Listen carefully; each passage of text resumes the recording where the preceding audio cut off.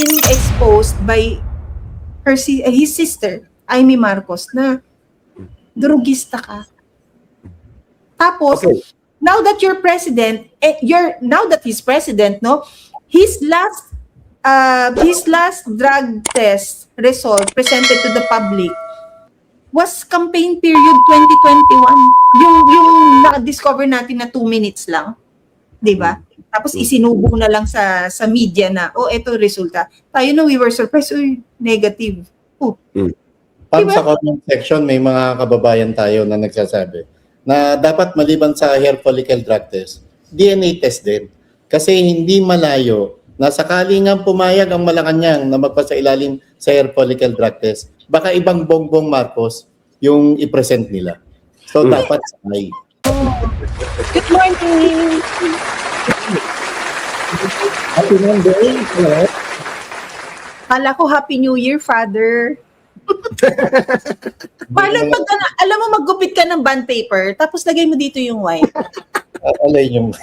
alam mo ba nung high school, elementary, ganyan, halimbawa may role playing, yung mga skits, pag halimbawa feast day ng level ninyo, ng year level nyo, ganon. Lagi akong contributor sa production. Kung hindi ako talent, contributor sa prod. As in, na talaga yung linya ko nun prod. Tapos, pero isang bishop ang role niya. Wala siyang, kailangan niya yung dito na red. Kalo. Oo, yung ganun. Walang Tapos sa kantin, nakita ko yung lalagyan ng sopas na puti. Yung styro. Ginapit ko lang yung para medyo mag-flat siya. Tapos inano ko ng art paper na red. Tapos yung white dito, uso pa nun, Oslo paper. Oslo paper, yeah. Construction paper, Oo, yun yung Bakit po? Kumusta po ang lahat? Paraanin ko lang na mabilis. Sabi ni Jessa Fujimoto, bakit daw hindi na ma-search yung page ko? Jessa, alam ko na kung sino yung aksidente kong na-block. Ikaw yon. Sorry. Actually, bukas yung ko ngayon, bukas yung FB ko, sinesearch ko. Akala ko si Freshco Daily. Unblock kita later kasi merong isang troll na basta may comment, binlock ko, tapos ang biglang na-block si Jessa. Sorry. Hindi na ibalik. Later, ha? Hindi na naibalik.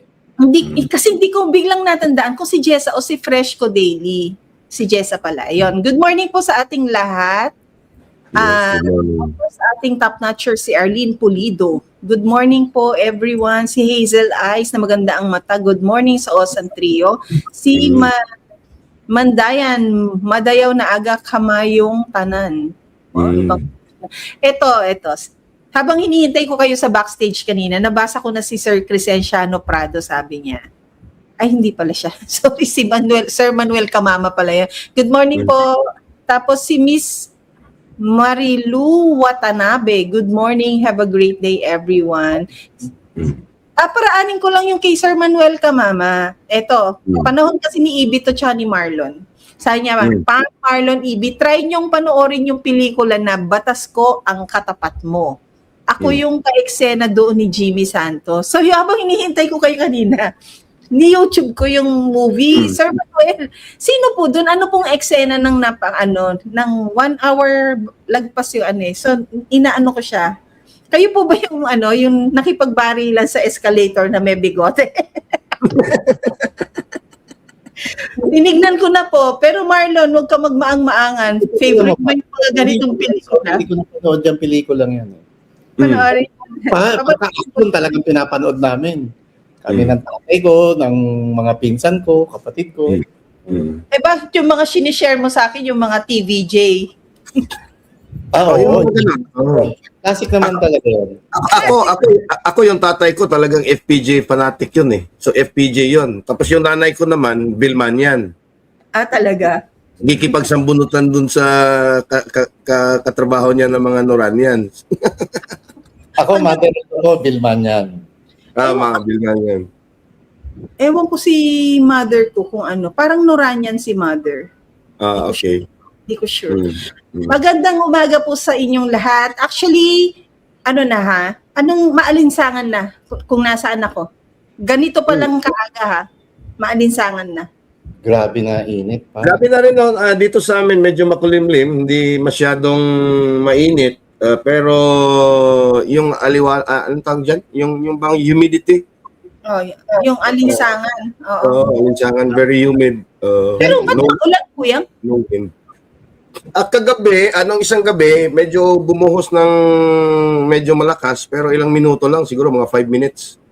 Ngayon naman, kahapon, cloudy. Cloudy afternoon kahapon. Yun yung pangit na buhos ng ulan, yung maiksi lang. Kasi mas pasisingaw niya yung init sa araw. Ay, init sa lupa. No? Yung cloudy afternoon, yun naman yung parang ang lungkot-lungkot, no? Oo. Ang alin doon. Yung Pagka maghapon sa hapon, parang ang lungkot ng mabigat. Padadala ka, nasa labas ka. Mabigat yung yung energy pagka ganun. Pero alam mo, pinakamabigat ngayon, sino na may hawak na mga bill nila? Sige nga. O, ang bill. Hawak ko ang bill. Basa nyo? Iyak ako pa. Yung mo, details mo. 13,000. Ako lang mag-isa. Ito yung bill ko, online naman ito. So, Online ka lang, kuyang. Wow. Turuan mo nga ako yan. Ano to, from 10,000, biglang-bigla. Download nyo yung Meralco app. Meral, okay, sige. Di fine. Huwag ka magagalit. Kay Joe Saldariaga. Boss, ano ba nangyayari sa inyo sa Meralco? Ay, oo nga. Manawagan tayo kay Sir Joe. Anong nangyayari? Explain nga natin si Joe. Oo nga. Marlon. Explain to us. Pwede, no? Oo nga, no? Di ba siya ang comms? Spokesperson ng Meralco. Dating the original na TV Patrol reporter yan, Radio Patrol Yes. reporter. Oo, kasi alam nyo, napaka-effective naman niya. ako hindi, maaaring yung iba dito, taasan lang ako ng kilay. Kasi ako po napakatipid ng paggamit sa mga kuryente ba? Dahil hindi yung akin lang ang sagutin ko sa sarili ko. Mas titipirin ko ang sarili ko para mas makapagbigay ako sa probinsya nung mas kailangan nilang konsumo ng electricity. At syempre, yung sustento, mas gusto ko sa kanila rin ng buhos. Although, hindi naman to the point na ako sinasakripisyo ko yung hindi na ako halos nagpupukas ng electric fan. Hindi naman ganon. However, yung sa akin, from 1,200 last month, may na ako dyan may babad na ako sa TV for monitoring. Tapos syempre yung 24/7 ko refrigerator. No, tapos yung babad na rin ng electric fan. Pero for this month, bigla siyang naging 2,520. Na hindi naman ako nag-aircon, hindi ako nagdagdag ng aircon, hindi ako, alam mo yun, yung it's the same usual consumption na ginagawa ko. No. Huwag ka munang gumanon. Did you see the actual consumption on the previous bill and on the current bill? Makikita mo naman yan total kilowatt hours consumed. That's also another question ko yan kasi hindi ako nagtatabi ng but kapag kung nag-download ako ng app, makikita ko ba yung Makikita mo yung history ng bill. Sige. Halimbawa ako, okay. Makikita ko sa bill, even kahit hindi sa app, doon sa mismong physical bill mo, I don't know si Marlon, meron kang kopya Marlon doon sa previous bill? Alin dito? Meron ka bang previous bill? Na nakalagay doon sa summary. Wait lang, kung papahintulot nyo, tingnan ko nandito sa drawer. Kasi halimbawa ako, yung consumption ko nung March was 356 kilowatt hours. Oh. Okay. Yung consumption ko nung bill ngayon ng April, 372 kilowatt hours. Meaning, nagkonsumo ako ng additional 44 kilowatt hours. Understandably, kasi yung dalawang anak ko, wala ng klase. Marami ng electric ang gumagana. Okay. Pero pag the same lang yung consumption, at hindi naman, tingnan mo kasi nag-increase ako ng 44 kilowatt hours. Ang in-increase lang ng bill ko was only 45 pesos. 45 pesos? Ang in-increase, although nag-increase ako ng 44 kilowatt hours. So tingnan mo Marlon, nasa baba yan Tingnan mo sa left side, meron yang previous bill. Meron. May chart siya. Kilowatt hours consumed, kWh, ilan? Hindi ko makita, saan banda to? Doon sa nakabox, kuya. Flash mo nga yung sample bill. Ito pala, meron tayong sample bill. Flash mo nga. Dito, your typical consumption. Yan, actual consumption. Saan Tingnan mo, banda Marlon. Yung bill mo, Marlon, tingnan mo on the left side. Pinakababa. Your monthly consumption, tapos actual consumption sa taas. Di ba may bar graph? Yes. Oo. Sa taas nun, may actual consumption. 851 kilowatt hour yung latest ko. Tapos yung previous ko 731 kilowatt hour. So, Nagdagdag Ilan yung diferensya? Ilan yung diferensya? 100 plus kilowatt. Yeah, almost. Almost 100. Magkano yung diferensya sa bill mo? 3,000 something ko yan. Kasi yung last month ko ay 10,964. Okay. 10,964. Ngayon, 13,225. Ako lang Pero ang kasambahay at kasambahay. So mga 3,000 pesos ang itinaas ng iyong binayaran, ang itinaas naman yung konsumo, i-minus mo nga, 851 minus 700 plus, magkano yun? 100 plus kilowatt hour yun. I-minus mo nga. 851 minus 731. May difference ng 120. Okay. More than 3,000 okay, 3,000 divided by 120. Kasi 3,000 yung tinaas in terms of pesos. Tingnan natin magkano siya per kilowatt hour. Kung 25. 25 pesos per kilowatt hour. Nakalagay rito 15.54 per kilowatt hour. Yun ang problema. Bakit ngayon hindi na nagtutugma? Okay, tingnan mo yung bill ko. Yung bill ko tinaas lang was 44 kilowatt hours. Pero ang itinaas ng actual peso payment ko due is only 45 pesos. Okay? Kasi iba-iba yung level eh. Pagka 100 kilowatt hours or more, 200 kilowatt hours or more, 800 kilowatt, iba-iba yung tumataas yung surcharges at saka yung rate mo. Bakit Per kailangan kilowatt hour. tanong ko yan? Bakit kailangan magbago? Bakit hindi i-fix rate? Yun na nga eh. Yun na nga titingnan mo yung bill ninyo dyan. Ang daming pinapasok dyan. Ang sabi nila, unbundling, no? Para makita ng taong bayan ano-ano yung binabayaran na hindi naman daw pupunta doon sa mga power companies. Okay yan. Ang problema, hindi yan na-explain kahit doon lang sa mga linya kasi we don't understand any of it. Halimbawa, yung feed-in tariff, yung fit-all, medyo malaki yan. Ang fit-all dito sa akin, renewable, nakalagay 171.14 cents. There you Tapos go. yung GEA-all, ewan ko, ano ibig sabihin ng GEA-all, renewable, 31.57. Meron pang lifeline na tinatawag, 8.51 pesos. Lifeline subsidy, oo.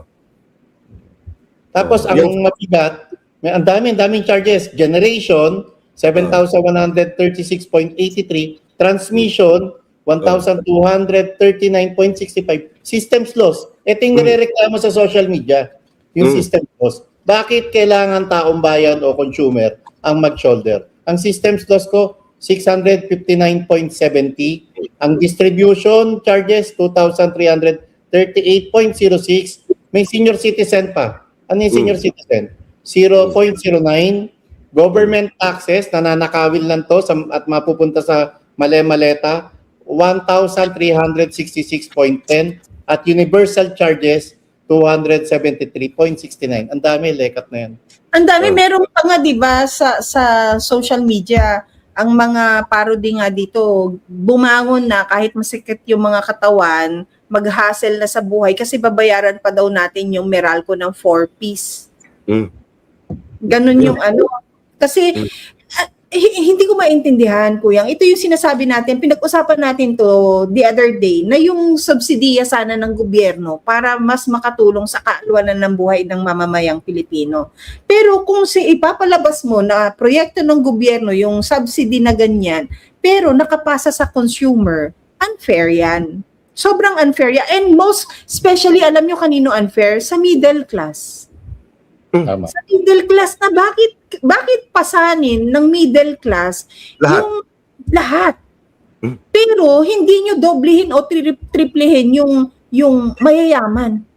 Bakit hindi sa kanila i-charge? Bakit hindi i-charge based sa capping ng sweldo o declaration ng 'di ba ng mga tao? Ito ang sinasabi ko, Pam at Marlon. Kuyang para maano lang or pigilan niyo yung pagnanakaw para kapag sinabi ninyo bibigay ninyo sa tao, ibibigay ninyo sa tao, hindi niyo ipapasa sa ibang tao na naghihirap din. Kuyang, you were saying. Ito yung sinasabi ko, na sa gobyerno, sa sistema natin, kung saan ang ruling elites at mga oligarko ay mayroong impluwensya sa gobyerno, directly or indirectly, dahil hawak nila yung mga politiko, lahat ng mga polisiya, lahat ng mga batas, lalong-lalo na patungkol sa mga negosyo, tailored para sa advantage ng mga oligarko. And that's what we are seeing dyan sa power billing natin. And we are seeing that sa oil deregulation law. Kasi tingnan mo yung dalawa, we have the highest electricity cost in Asia. In fact, in the world, parang second or third tayo. Talaga? Highest. Yes. In terms of increase in diesel prices, we are the highest, second highest because of the war in Iran. So, bakit nangyayari yung ganyan? Because our policies were made specifically to tailor to profit the oligarchs. Tingnan mo, i-review mo, magkano ang kinita ng top companies of the Philippines during COVID. In 2025, lahat ng mga bangko, 70 to 80% jump in profit. Lahat ng mga online casinos, online gaming sites, ang pinakamalaking contributor ngayon sa PAGCOR revenue is no longer the physical casino. Ang online games na. Sa cellphone. Ganon din yung Meralco. Tingnan mo, ilang bilyon ang ginansya, ang tubo ng Meralco. Ilang bilyon ang tubo ng mga oil companies. Although sinasabi ng Meralco sa kanilang mga pahayag, kasi talagang all out din sila sa pagpapaliwanag ngayon Talagang ang tao, 'di ba? Dito mo malalaman na ang tao this time tinutukan kung ano yung ginagasta nila o nilalabas nila buwan-buwan. Kaya natutok sa Meralco, 'di ba? Nakita ano ba tong mga breakdown na to. So lumabas ang mga representatives ng Meralco, kasi yun yung napapanood kung nag-explain na yan, hindi naman ho sa amin napupunta, bla bla bla. Ang pinangako naman nila, malaking rebate for the next month. May malaking rebate. Ang tanong, kung kaya ninyong mag-rebate for next month, sana hindi na ho ninyo chinarge for this month or the past months. Kung hindi pa na-booking ng maraming tao, kung hindi pa umaral ang maraming mamamayan, hindi kayo magre-rebate. Saan nyo ngayon kukunin yung pampondo ng rebate? Kung pwede naman pala. Honestly, Pam, yung rebate na yun, hindi rin maramdaman ng tao dahil gabarya yun. Magkano lang yan? 0.03, 0.05? Halimbawa, yung kay Marlon, let's just take the example of Marlon. Bakit naging 25 pesos per kilowatt hour? When on the average, 15 pesos per kilowatt hour lang yung kanyang dito ko yung lantarang budol. Kasi nung kinumpute natin, 25 pesos per kilowatt hour. Pero ang nakalagay dito sa bill mismo nila, hard copy and malamang kahit soft copy kung makikita, 15.54. Bakit ang computation natin hindi tumutugma at bakit pas mataas yung 20 ng 10 pesos tapos ang nilalagay nila rito mas mababa ng 10 pesos? Sa billing statement mismo. Actually, yung nandyan na 15 pesos per kilowatt hour, that's the average of your previous months, Marlon. Previous ko ay 15 pesos, eksakto. Sa previous month ko. Tapos ngayong bill ko ng April, 15.54 per kilowatt hour. There you go. So, yun. Now, ngayon, unbundle natin yan. Ibig sabihin, totoo naman sinabi ng Meralco, hindi lahat ng charges pupunta sa kanila. Kasi tatlong components yan Generation, yung talagang nagpo-produce ng mga planta, binabayaran sila. Transmission, ito na yung NGCP. yung bang pagmamay-ari ng mga SM at nina Kyoto at yung nga pinasukan ng Maharlika Investment Fund, yung National Grid Corporation.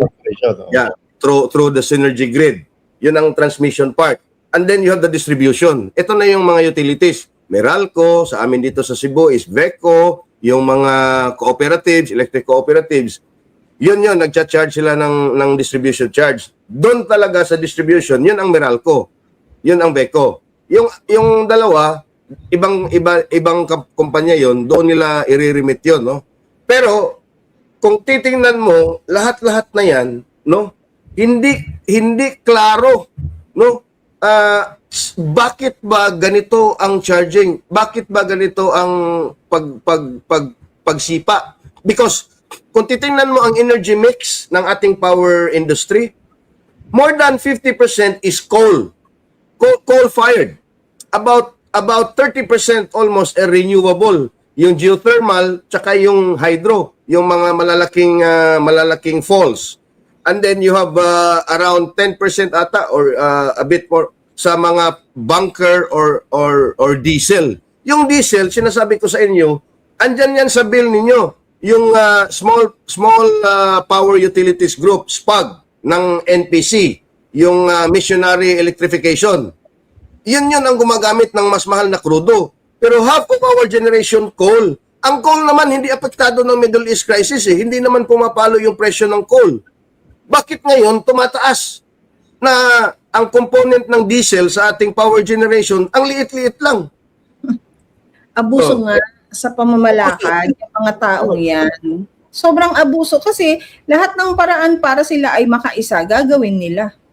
Diba? Ito nga sabi ni nasan na yung sinabi ni Regina, pati yung mga OFW umaaray, ito, sabi niya, kaya kami OFW umaaray kasi kami ang nagbabayad ng bill. Siyempre, tatawag yan na, Mami, itong sa buwan na to, yung dati mong 2.5 lang, 8,000 po ngayon. Pam, para manawagan din tayo sa comment section po. Yung mga nasa abroad, nasa Amerika, Canada, baka pwede nyo rin i-share yung magkano yung tinaas para maikumpara natin kung dyan din ba sa bansang kinaroroonan nyo ngayon ay may mga distribution systems laws, charges, senior citizen, universal charges, etc. Kasi nakakapagduda at talagang masakit to, Pam.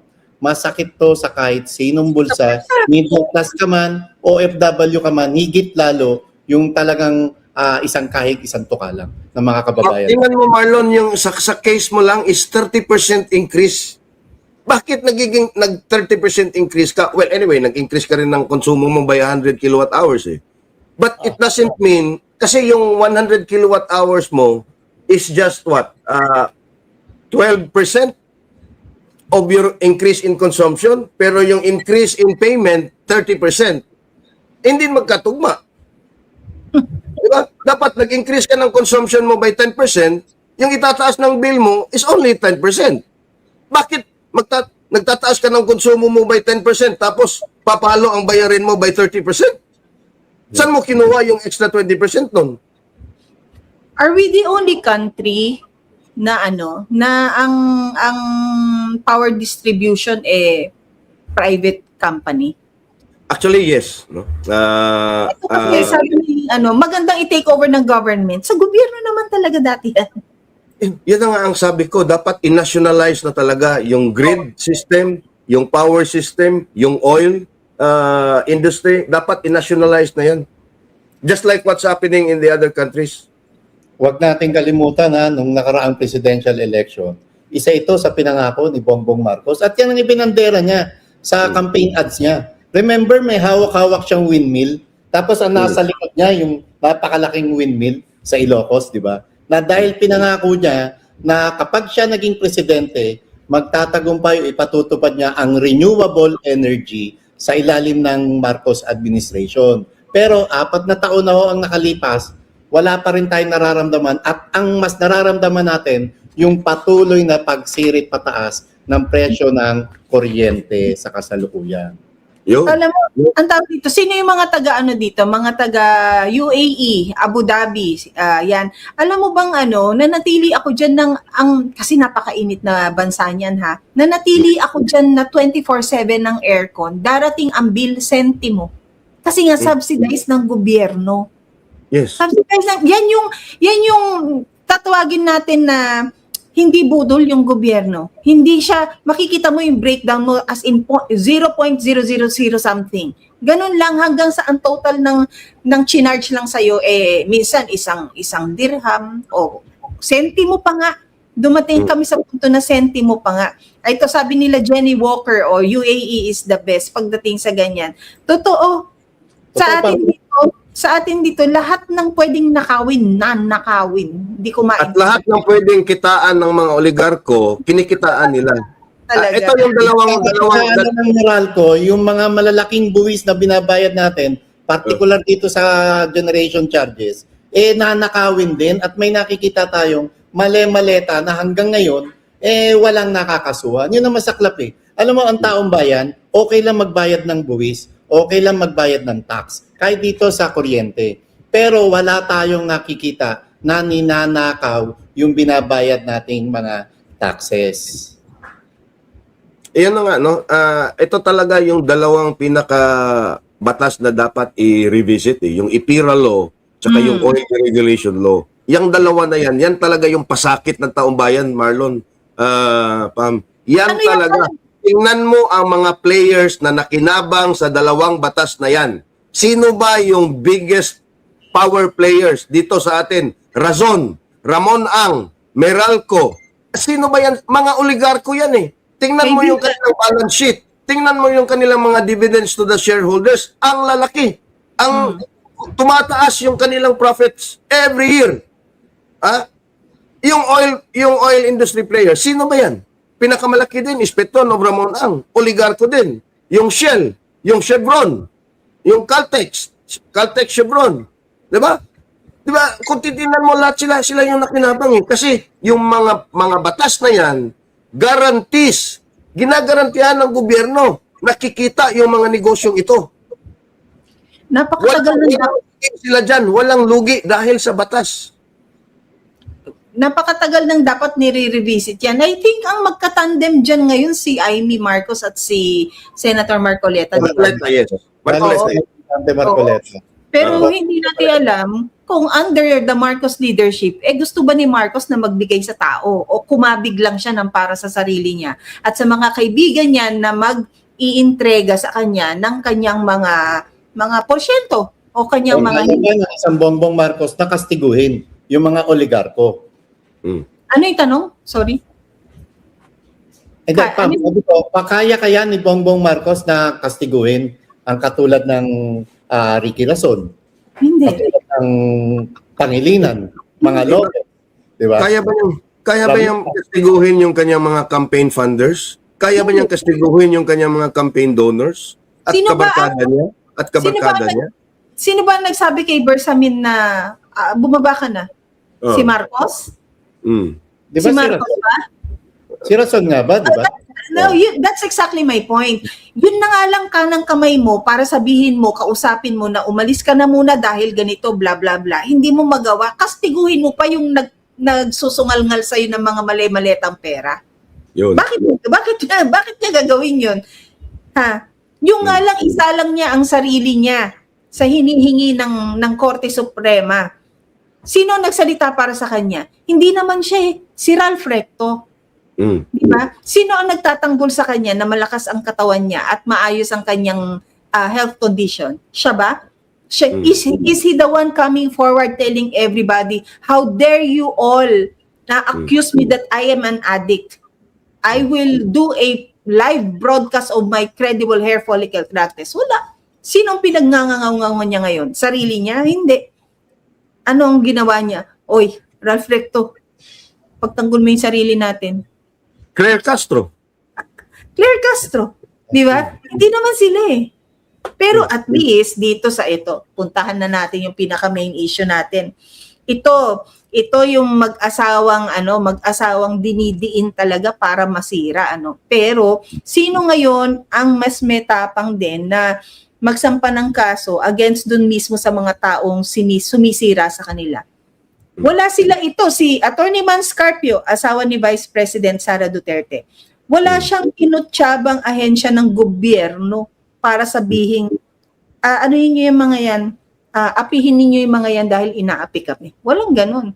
Ano ang ginawa nila? Naaayon pa rin sa batas, sasangguni sa batas, pupunta ngayon sa Quezon City Prosecutor's Office para magsampa ng kaso.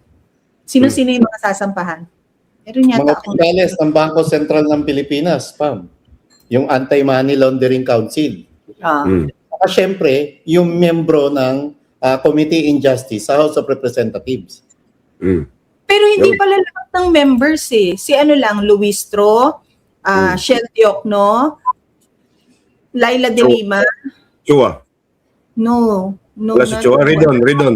No, the Percival guy. Sendanya.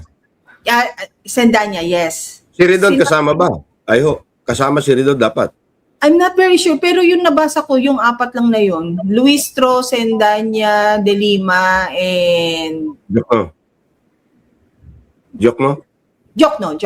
Shell Jokno. Baka sila yung they were players para sa exposure. Probably because of the probing questions. Trillanes, hindi kasama sa kinasuhan, PAM. O kakasuhan. Hindi ko sure eh.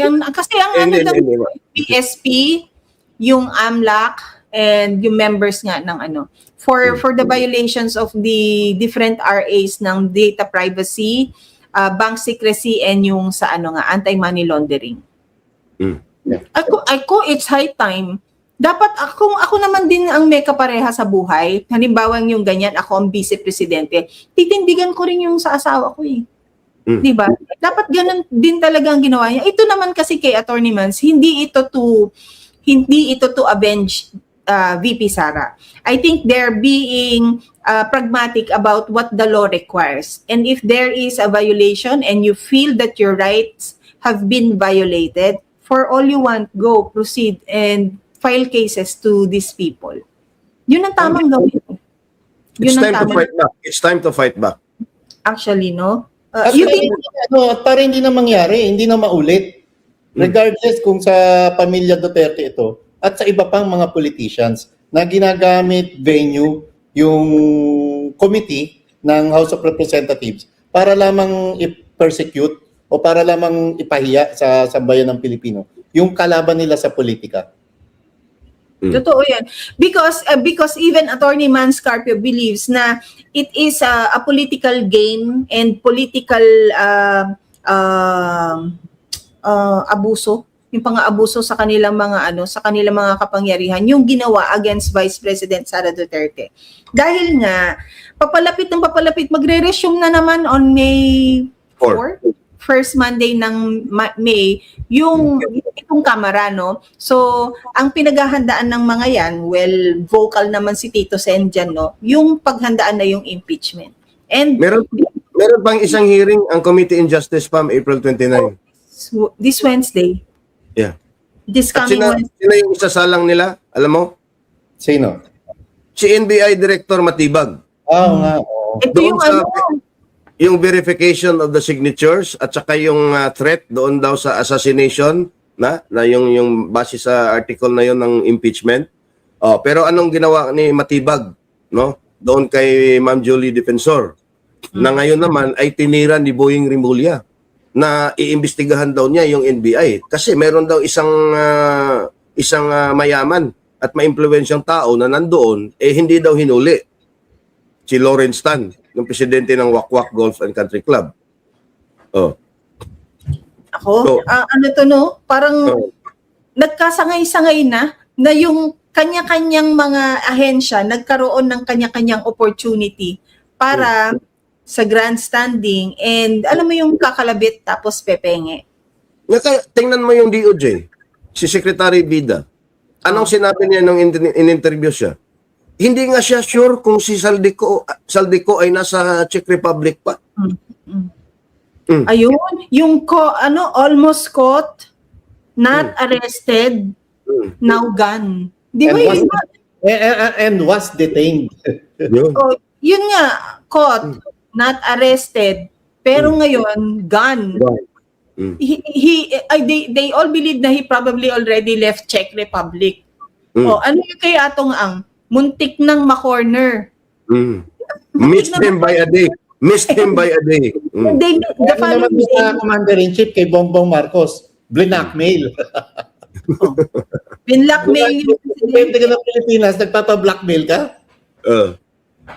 binlockmail, tapos siya yung nagla-live, nagpo-pronounce na naaresto na nga si Zaldico. Di ba? Nahuli na nga. So, and then here you are, a controversial unit of the government, no, National Bureau of Investigation, na merong sa pamumuno ni Honorable Attorney Melvin Matibag, no, na ito, he is out there to prove something. Although sa atin, alam natin bagsak na siya, ha. Sa ating mamayang Pilipino, alam natin hindi pasado yung amor mo sa amin at wala kang amor sa amin. Pero so, kanino yan nagpapa-audition si Matibag? You think? Kanino, kuyang? Sino ba ang is the president a woman or is the president a private person? Yun. It's no longer a question if Bongbong Marcos is the president. You have the title, yes, but do you have the function? Yun yung kanina siya nag-audition? Tamang tanong yan, kanina siya nag-audition? When he got the role, kung ano man yung kapalit ng role na yan, baka itong mga ino-audition niyang performance na to. Or, sabi niya, I will present myself, give me the role, but what's in it for me? Baka ganon. Kasi meron ding ibang nag-o-audition ngayon, Pam at Marlon. Sino? Yung pronouncement niya kahapon, si Senator Ping Lacson, sabi niya, magbubukas ulit ang hearing ng Blue Ribbon Committee. Imbitado si Martin, imbitado si Zaldico, at yung 18 former soldiers. Nasaan na yung courtesy? Yung Interparliamentary courtesy. Bakit kailangan pa mag-antayin yung pagbubukas ng session?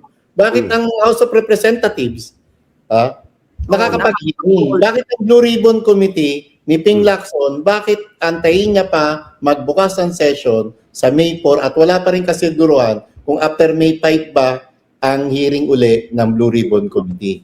Yun. Kasi kuyang i-invite ka mo si Martin, is the courtesy only extended to Martin if he is the Speaker of the House? Remember, it was also Kong Toby Tiangco who waived that courtesy and presented himself na uupo ako dyan, may dalang USB, may dalang mga files para sa kanyang mga proofs. Ito nagsusumigaw ang mga pruweba in photos, in videos, nagsusumigaw. Tapos hindi iisa lang ang nagpo-forward ng sarili nila para sabihin na ako ang nagmaneho, ako ang nagbuhat. Tingnan mo pansinin mo yung lahat ng sinasabi ng Marines. Ako po ang nagbuhat, ako po ang nagmaneho, ako po ang security, ako po ang ako. Tingnan mo si Martin, si Zaldico at kung sino-sino pa. Anong sinasabi nila? Sila, hindi ako.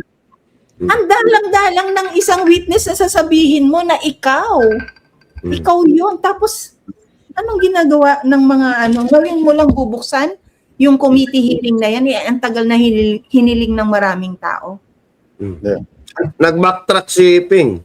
Di ba sabi niya noon, ayaw niyang imbitahan yung 18 former soldiers dahil dapat baguhin daw nila yung naratibo nila para magiging kapanipaniwala.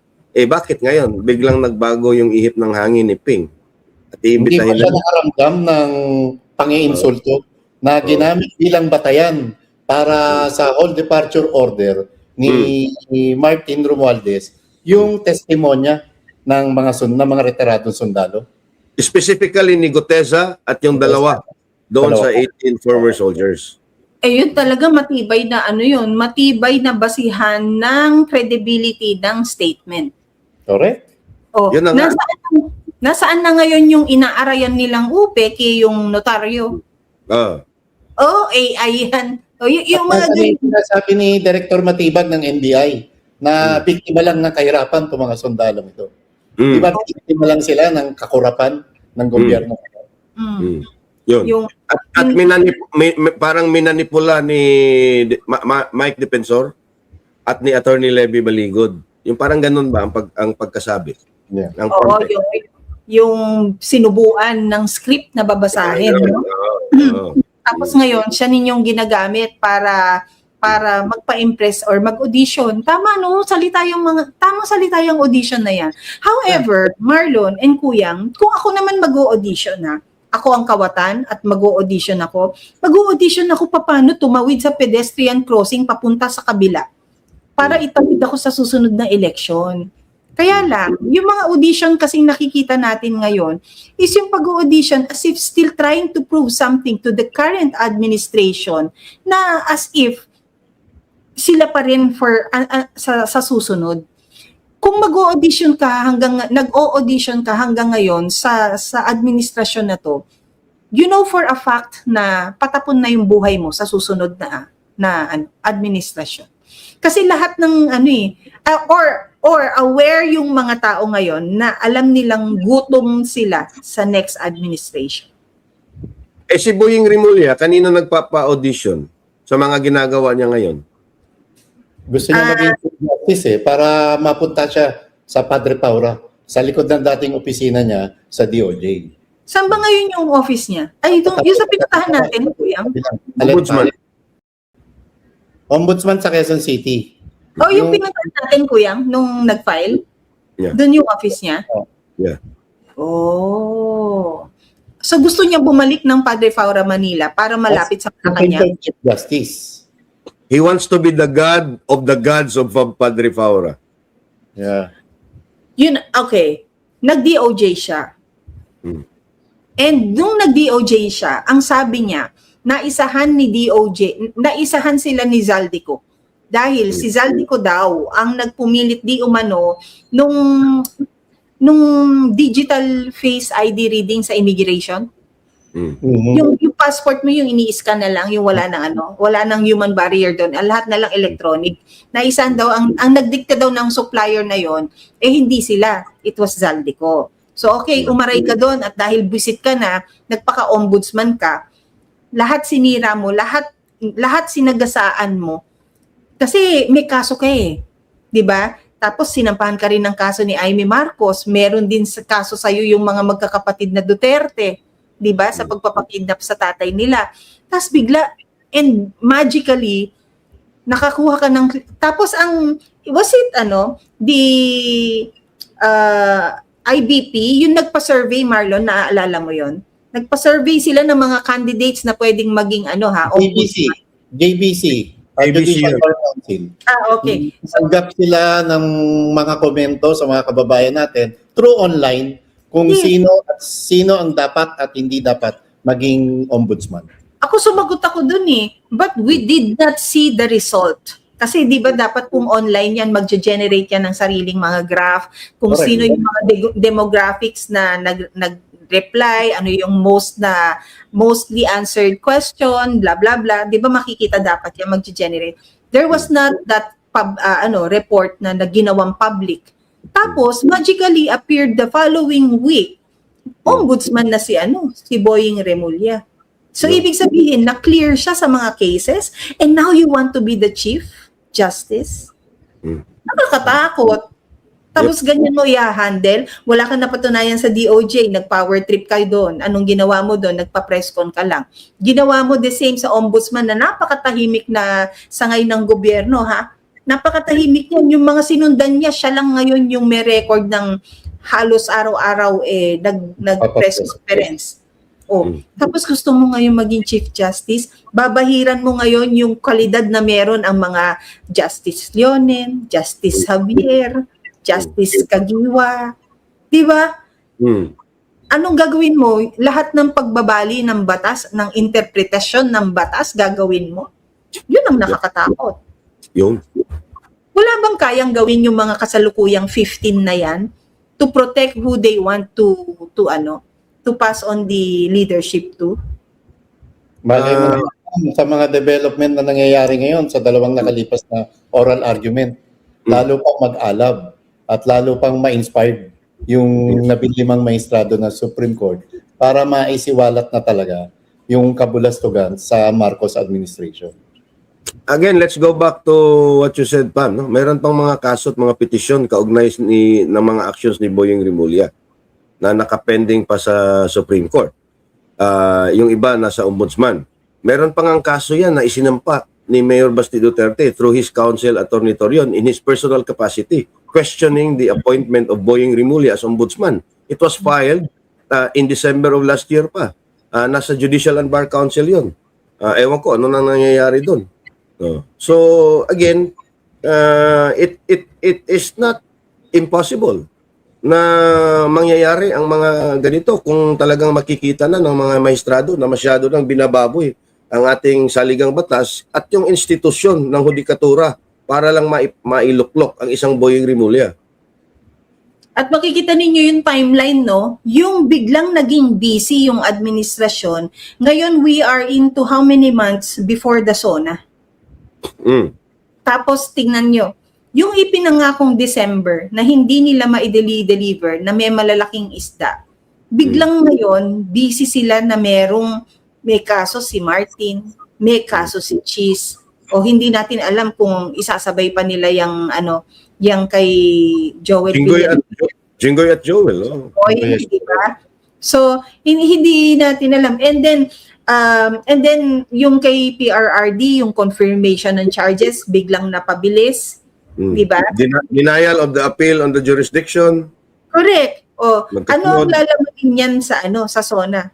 Paano niya i-headline yan sa SONA ngayon?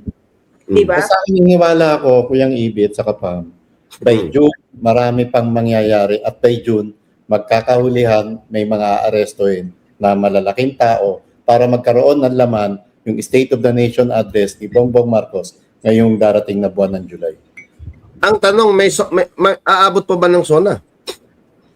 Yun ang tanong. Aabutin ka pa ba ng SONA? What will be the tipping point para sabihin na natin hindi tayo aabot ng SONA? Well, there could be a lot of things, no, that might happen, no, constitutional or extra constitutional or whatever it is that might prompt a change in leadership. No? I'm not saying na may rebellion or something to that effect. Ha? I'm just saying na merong mga avenues, no, that are within the confines of the law and the Constitution na pwedeng mangyari. Ay, also tama ito, parehong-pareho kami dapat nang sasabihin. Si aware significance. Kasi sasabihin ko sana, si Cheese won't go down quietly. You have to remember, minsan siya naging darling at apple of the eye ng isang ng isang Lisa Araneta, to the point na he was just very much willing to be snatch off yung champagne, yung flute glass niya para inuman ni Lisa and all. Maraming alam ang Cheese Escudero. At yan ang bantayan natin, Pam. Yung nalalaman ni Cheese, against Martin Romualdez lang. Pero hindi against sa kaibigan niya at boss niyang si Lisa Araneta Marcos at Bongbong Marcos.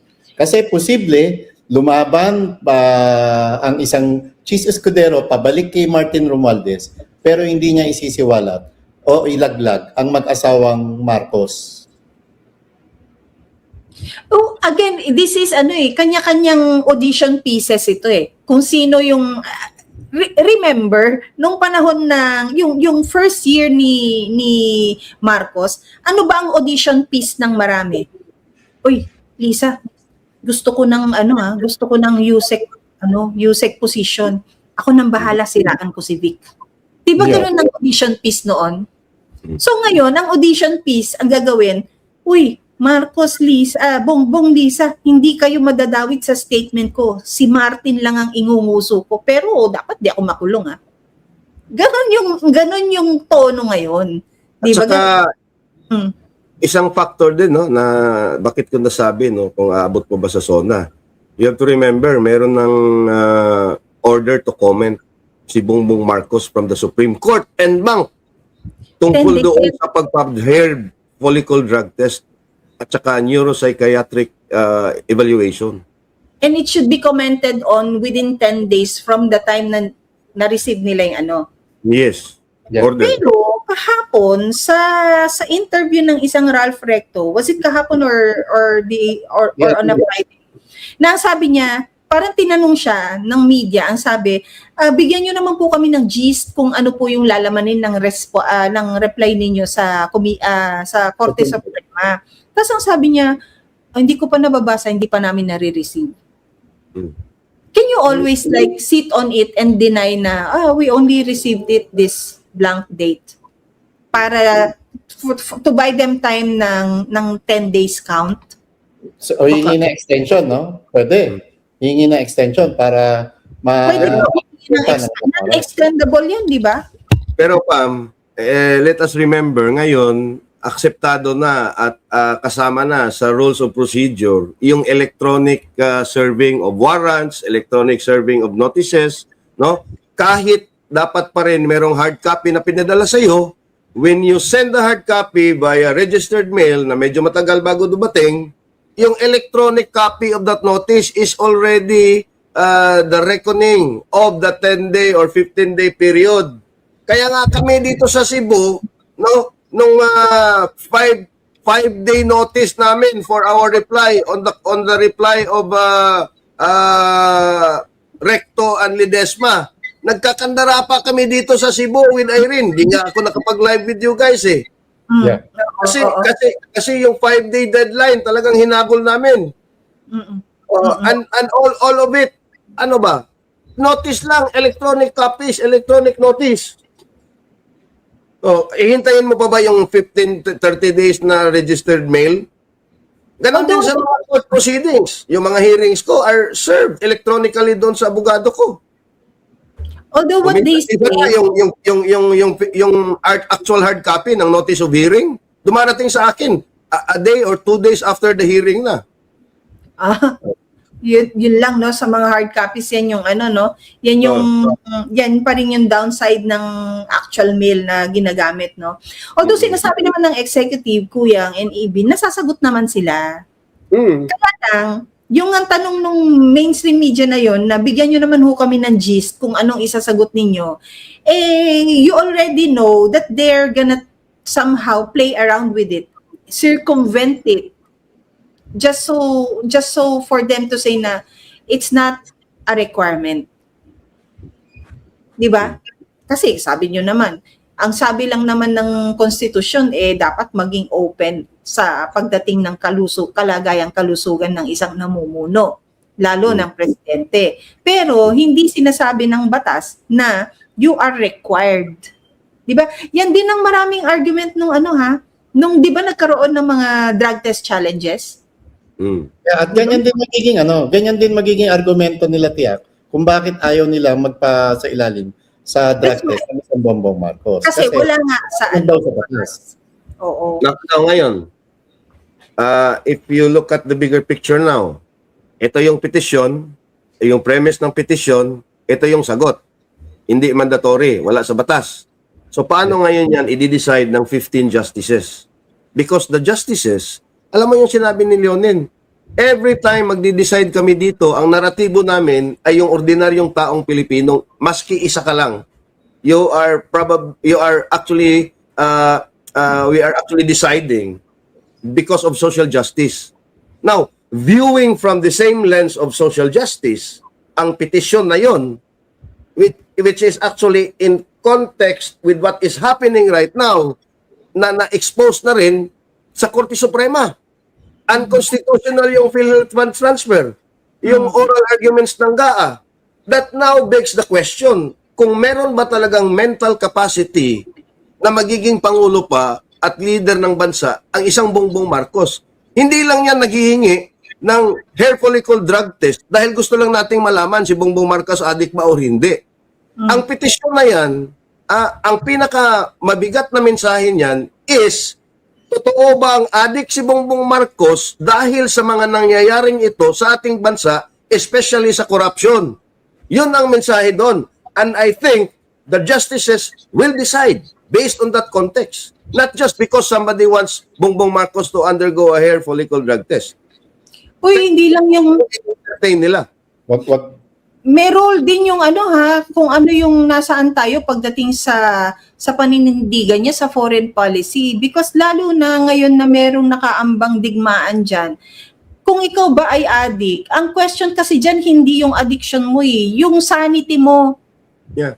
Ang ki-questionin diyan is nasa tamang pag-iisip ka ba na gawin ang mga desisyon mo, lalo't meron tayong attempt or merong mga ganyan na ano tawag dyan, yung nakaambang nga, yung on the verge of war with another country na hindi natin laban. Saan mo dadalhin ang bansa pagdating sa ganyan? Matino ka ba kapag nag-decide ka to push the red button? Diba? Tama ka, Pam. Huwag natin kalimutan na yung ordinaryong security guard, yung mga aplikante para gustong maging pulis, at yung mga gun owner, nagpapasailalim sa drug test. Kasi ang dahilan doon, ang katwiran doon, hahawak ka ng baril, babantayan mo yung pwesto, babantayan mo yung taong bayan bilang pulis, bilang alagad ng batas at bilang security guard. Tapos ikaw na isang private citizen na gun owner, may karapatan ka ba humawak ng baril? Paano kung gumagamit ka ng ipinagbabawal na gamot? Dapat ganyan din ang obligasyon na gawin ng isang Bongbong Marcos bilang commander-in-chief ng bansa. Bilang siya ang pinakapangkalatang namumuno ng Armed Forces of the Philippines at ng Philippine National Police. Ito na lang, Marlon at Pam. Very simple analogy. Yung kukuha ka ng lisensya para makapag-drive. Oh. Iba-iba nga yung kategory. Motorcycle, four wheels, more than 4,500, articulated vehicles. You undergo all sorts of testing.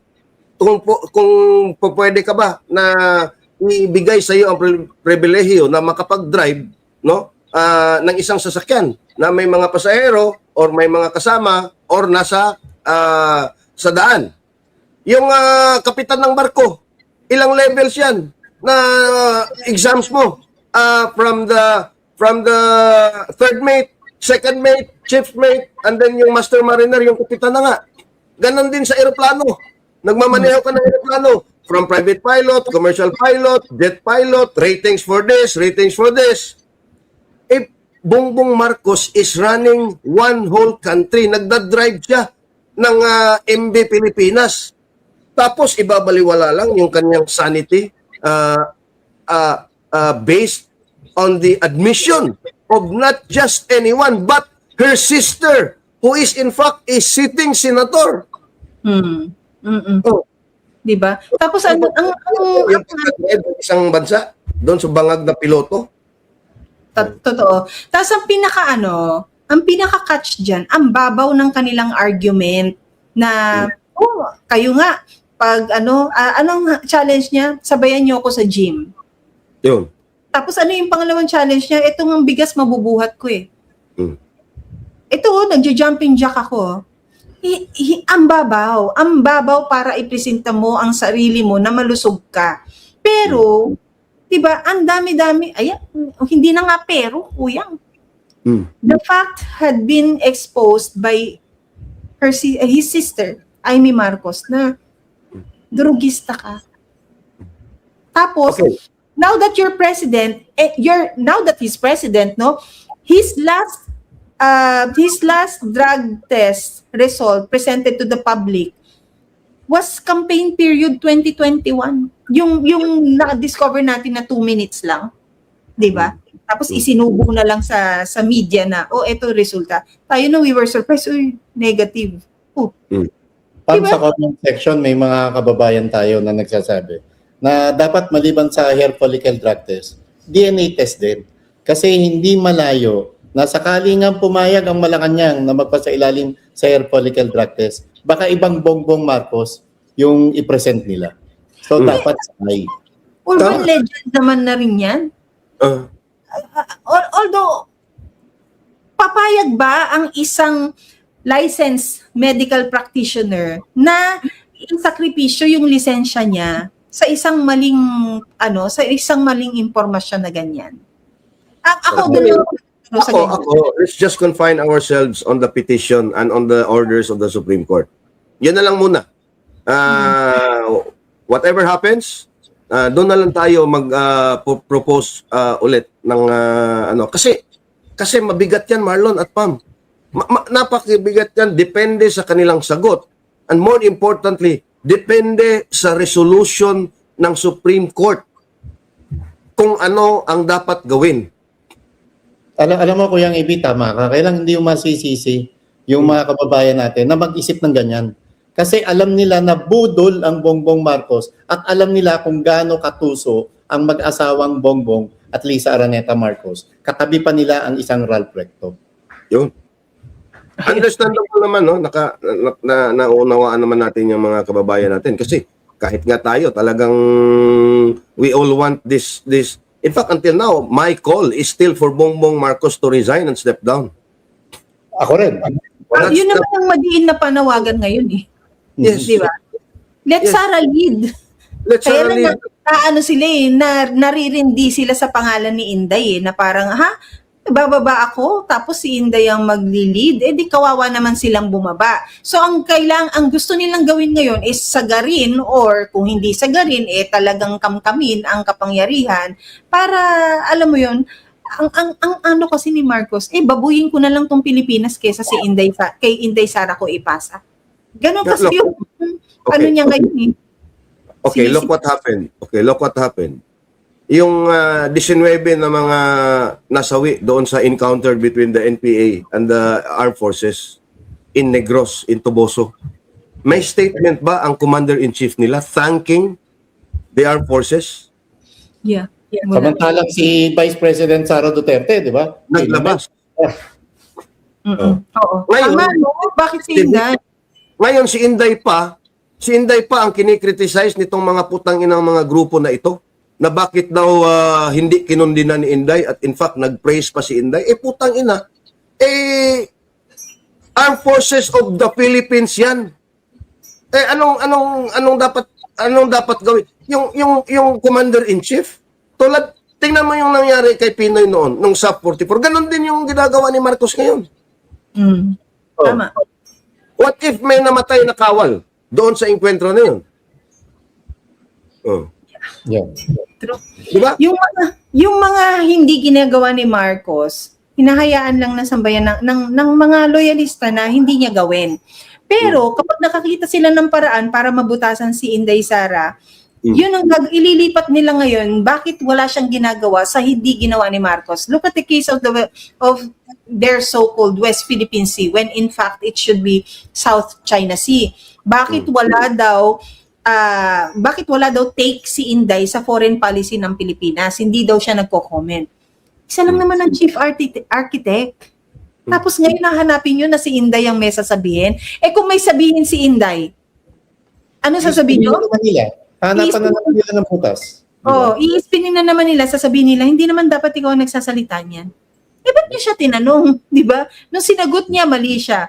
Nung hindi niya sinagot, mali siya. Damn if you do, damn if you don't. Yun Actually, yung sa last statement niya, hinahanap nga niya, nasaan na yung independent foreign policy ng ating bansa. Garantisado na ginagarantihan ng ating saligang batas. Hinanap na niya and what was so interesting in her message, she said there was a line there, under my leadership. Yun. Di ba? Tama. Ito pinoint out to ni Kuyang sa atin. Sinabi niya, under my leadership. Kinikilala pa ba ni Inday na merong presidente sa pagkatao ni Marcos Jr.? Or masyado nang frustrated si Inday na ang moral ng maraming uniformado ngayon mababang-mababa, na kaya siya ngayon ang nagfo-forward, ang nagpapaka-leader sa bansa at sinasabing, ina-appreciate ko kayo. Hindi man kayo ina-appreciate ng isa, but under my leadership, ina-appreciate ko kayo. And this is Inday Sara Duterte asserting leadership. Yung iharap lang nila ang isang Madriaga na grupo nila ang naging sani kaya napatay yung isang policeman nung may follow-up operation para arrestuin siya. Doon pa lang dismayado na yung operating unit ng Philippine National Police. Ano nangyari kay Congresswoman Castro? 'Di ba? Meron ng warrant of arrest. tapos pinapayagan pa rin nilang magsalita sa entablado ng Kongreso para lamang siraan ang mga Duterte at mga kritiko ng Marcos administration. Ano na palang nangyari doon, no? On appeal. On appeal. Naka-appeal. Yun. So, Yun yung nga mga... eh. Kuya, On appeal ang conviction, criminal conviction ng isang Franz Castro at Sator Ocampo. Pero yung notice of disallowance ni Inday na hindi pa nga tapos, at pwede pang i-apila for a petition to review doon sa Supreme Court, they've already convicted her. And mind you, a notice of disallowance, no, kahit it will be reaffirmed or affirmed by the Supreme Court, is not a criminal conviction. It's just an administrative penalty. Because administrative lang yung error, no, or omission na nangyari doon. Hindi Kaya hindi yung evidence of criminal guilt. Kaya sa sa mensahe din ni VP nung araw na yon, no, nung sinagot niya si Trillanes, ang pagkakaiba lang ng pangangalakal ni Trillanes ng same story 10 years ago is that he was doing it on his own. And now, with the same story, he is now backed up by the government and Marcos, no? Sinabi din niya doon na makikita, maririnig mo doon sa tono ng sulat niya na sinabi niya na even with COA, 'di ba? Parang na-taint na. Because hopeful pa sila eh. Makikita mo rin naman si Attorney Poa nung nagpa-interview. Yung surpresa ba nila na talagang dito mismo sa hearing na to maririnig ng side ng tao na kinakasuhan ninyo na meron na palang desisyon. 'Di ba? So, but before pagdating dun sa mga unang yung Committee on Good Governance, 'di ba? Parang hopeful pa sila na may pag-asa sila kay COA. Si COA talagang may prinsipyong ahensya. Tapos ngayon kakampi na ni Trillanes. 'Di ba? Baka naman kasi yung mga nakaupong COA ngayon siyang magbabago, mag-EES na bago. We don't know, nakakarilig tayo ng mga ganyang balasahan na naman. May isang commissioner din doon na ang asawa ay isang kontratista ng gobyerno. May mga flood control, di ba? Ano nang nangyayari dyan? Hindi ba natin pwedeng sabihin na tainted na rin yung participation ng COA sa mga ganyang hearing? At on the... Sabi mo, Pam, meron din mangyayari, magpapalitan din daw. Kay Ralph Recto, hindi siya nakasisiguro kung tatagal siya bilang Executive Secretary at saka kay Justice Secretary Bida. Ayan, yun yung gusto Pero isang Rabalos na magbabalik kabinete ni Bongbong Marcos. kasi may may 1 year bar na yung di ba? After May. After May 12. So uupo na yung mga yan. But then the thing here is what we're trying to say here is on the 4th year of your presidency, walang na-establish na solidong gabinete.